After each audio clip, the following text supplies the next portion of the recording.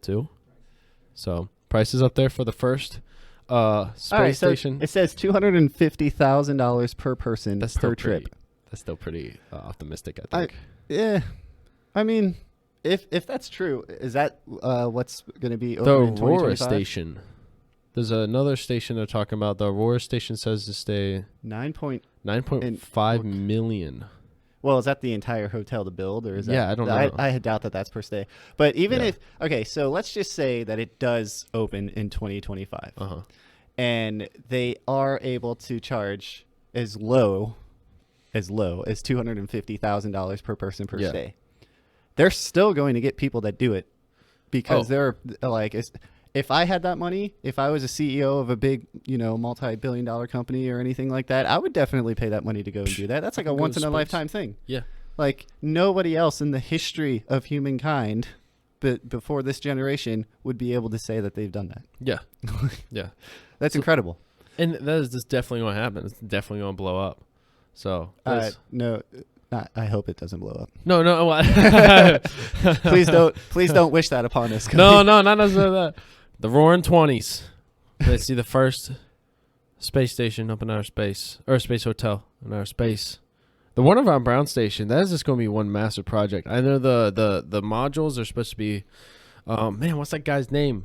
The guy that does the expandable modules. Well, they're supposed to be the expandable ones. You're talking about what's that guy? Bigelow. Yeah, Bigelow expandable modules. Yeah, the beam. The beam. Yeah. Bigelow expendable something modules. I don't remember what the A stands for. And they're supposed artificial. No, I don't know. Yeah. I don't know. Anyway, and the station, I know in the middle of it that we just saw in those pictures, that's where it's going to dock whatever spaceship from Earth that's going to dock right in the middle.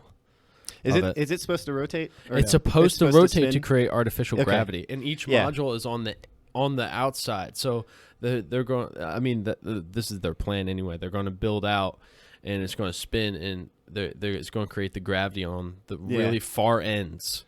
So I assume if they have to go to the modules, like it's not going to be artificial going to the modules, like in however they transport there to each module. But once they get to the modules, there will be some form of artificial gravity.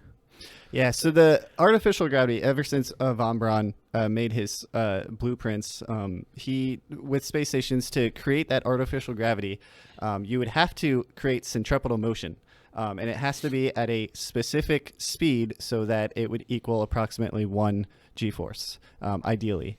The faster you go, the more force that you would feel outward, so you would feel more gravitational pull. So, I mean, if you really wanted to, that could be a great training program in the future. If we end up perfecting that technology and we have astronauts go into a planet that has more gravitational pull than the Earth, that would be a great training exercise to have a space station spin at just the right amount of velocity so that they experience that same amount of gravitational pull and then, work and live in that environment for a couple months before you go on that planet. Hey, that's a great idea. That is a good idea. But it's so much harder to actually do than it is to say. Yeah. So one of the reasons why we haven't even done it yet, because, Warner Von Braun came up with it decades ago. We haven't done it yet because of how difficult it would be to actually do it.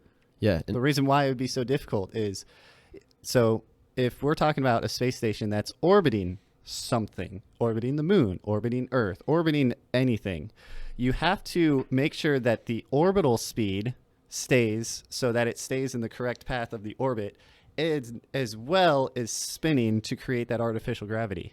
So now you have to worry about two things right there. And as soon as if it gets off by just a little bit, it's going to be so hard to correct it onto the correct path, or to either get it back in the correct orbit or to get it spinning the correct way. Because there's 3 different dimensions that it can spin in. When astronauts, when they were training for the Mercury program, they were testing out, I can't remember the spins where they completely lose control and they have to try to correct themselves, reorient themselves. I can't remember what the exact terminology of it was, but you know what I'm talking about. Yeah. So imagine doing that, but with an entire space station instead of just a little tiny capsule that you're in. Yeah. It's so much heavier. There's so much more mass in it. So your momentum is going to be it's going to be 100,000 times, a million times more than a capsule was. Yeah. Like, it's just that much harder to make sure that it stays on the correct path. And that's not even talking about trying to dock to the thing. Yeah, that does the idea of docking to it while it's spinning. Just imagine. So just imagine that we do end up coming up with a system to where we can make sure that it's correctly oriented. It's in the correct orbit. It's spinning the correct way at the correct speed. Everything's good. Now imagine trying to have something else come to it, match its exact spin, its exact centripetal motion, and to dock at the exact, like, to get the clamps to attach and everything. That is ridiculously hard. That's 17,500 miles per hour or more. Well, as it goes around the Earth, right, yeah. But yeah. with it spinning, it's not going to have to spin that fast. That's true. But just think about it. You have to match its orbital speed. You have to match its its rotational speed, and as you're like trying to get it to hit, like, our astronauts had trouble enough as it is when they were completely still in space, and they had to correct, in the Y and Z motion. Like, imagine trying to do that while everything's spinning. It's ridiculous. It's crazy. I'm not saying that it's impossible, because it's not impossible. It's just extremely hard, and we haven't built the thruster systems. We don't have the technology advanced enough to be able to perfect it. We can definitely try it now. Yeah. And we're going to fail.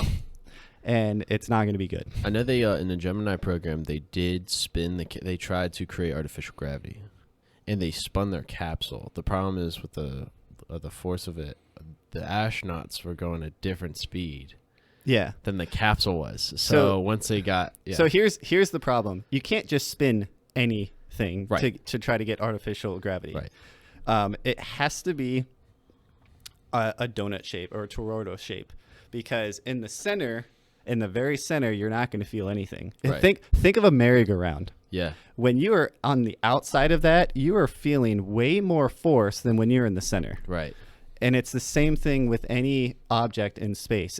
It has to be designed to where the astronauts, well, I mean, they can be on any level, but depending on what kind of gravity you want on each level, that's what you have to think of. So when it comes to like the Gemini capsule, that thing wasn't circular. Yeah, no. So when that's like spinning a rock. Yeah. Like the very outside of that is going to be going really fast, and the inside is just going to be kind of sitting there rotating, but you're not going to feel any force. Yeah. So of course it didn't work for them, the Gemini capsule. Well, Dylan's saying he'd be mad if there's gravity on the space hotel. Why, Dylan? That's the whole point of going to space. Well, you're probably going to be able to experience both, like gravity and no gravity, or microgravity. If we do get to the point where we have perfected the technology to be able to have, space hotels, space hotels, spacecraft, or whatever, rotating, and we can successfully, dock and undock from it, then I don't see why we can't have both. We can have one that's spinning so that you can enjoy a nice meal on a table without it floating up everywhere. And then when especially if you want to take a shower, you're definitely going to need artificial gravity when you want to take a shower. Yeah. But then say like, all right, you've taken your shower, you've done it. Now you feel like going and having fun in microgravity. And then you just leave from that space station and go to the other space station or the other hotel. So there. Makes everybody happy.